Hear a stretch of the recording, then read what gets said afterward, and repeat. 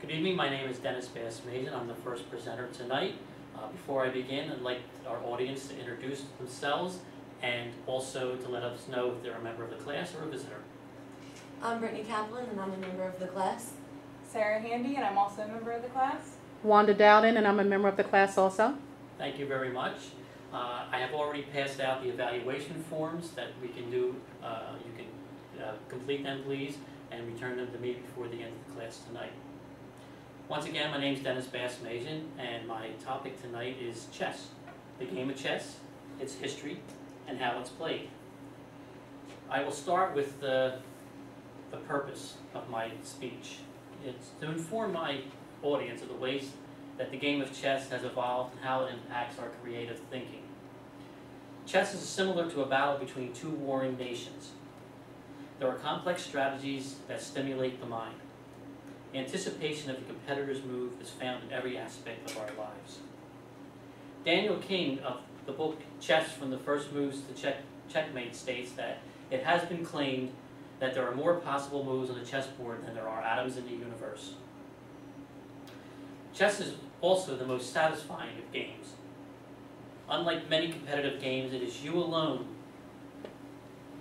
that can savor the victory. On the flip side, you can blame no one but yourself if you lose. Nigel Short of Chess Basics states that no one really knows when the game of chess was invented. It was thought to emerge in India in the 5th century AD, and then from there the game spread to Persia and the rest of the Arab world. In the 10th century, it spread to the European continent and was played by the upper classes. They were the only ones who had the leisure time and the ability to play.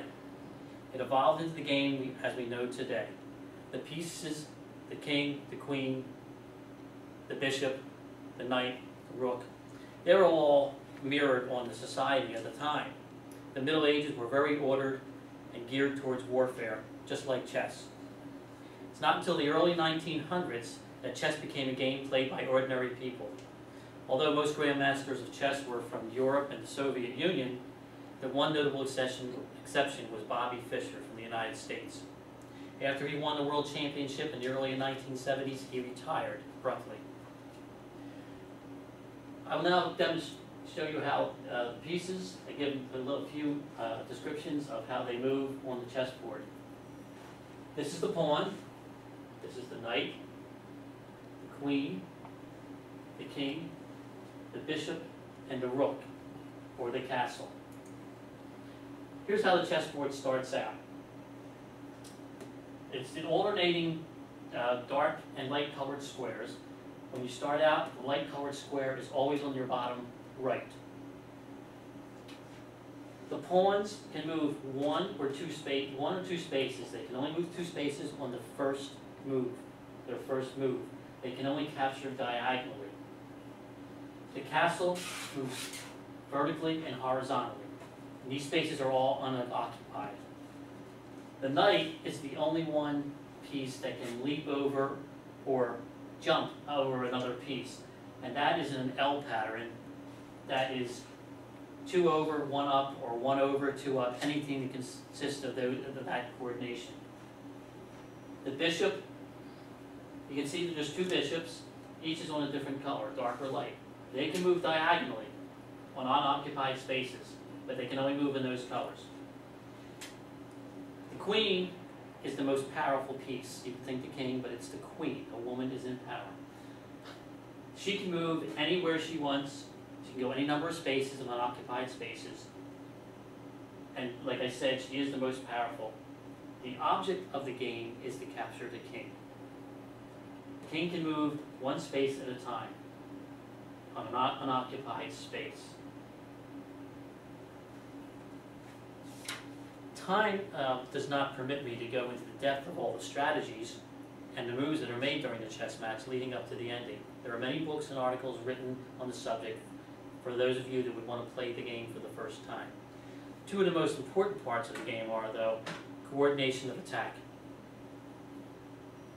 You must be able to coordinate the various pieces into a planned assault on your opposing player's king.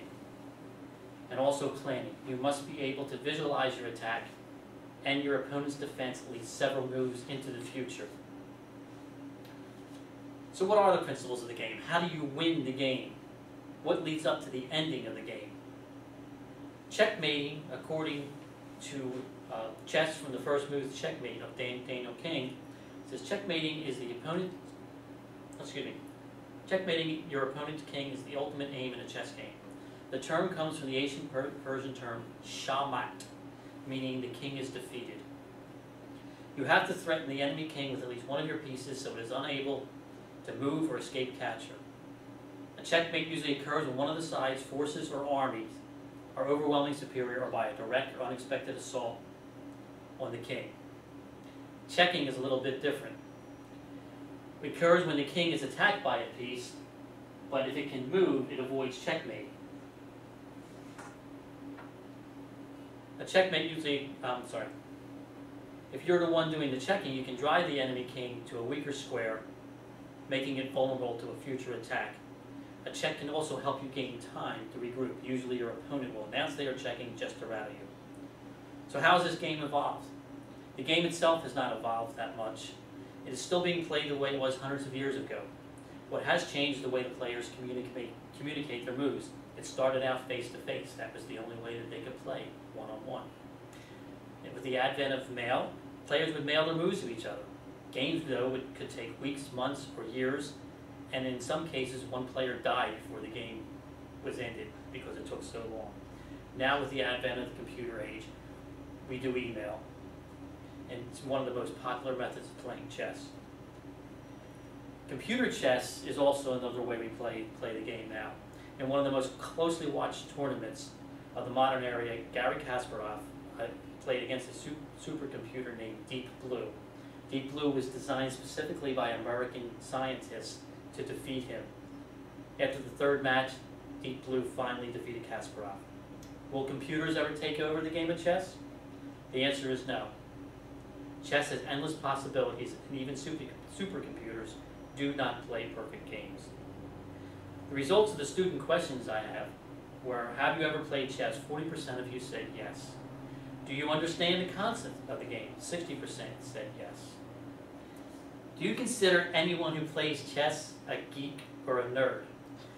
20% said yes. Well, I am a nerd and I am a geek because I played chess in high school. On the high school team, I got a letter in chess.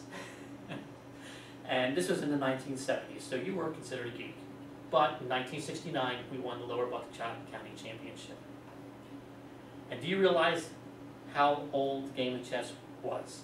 And 70% said no. It goes back hundreds of years. And also the last question was, can you see how playing chess would impact your way of thinking in everyday life? It ranged from absolutely to no. A couple more slides before I conclude. You ever been to the Renaissance Fair? They have human-sized chess games.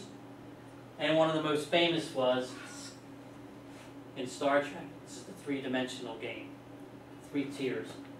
Yes, I do have that. And is there any questions? Okay. Conclusion, James Eades of Chess for Dummies. Many consider chess to be the best game ever.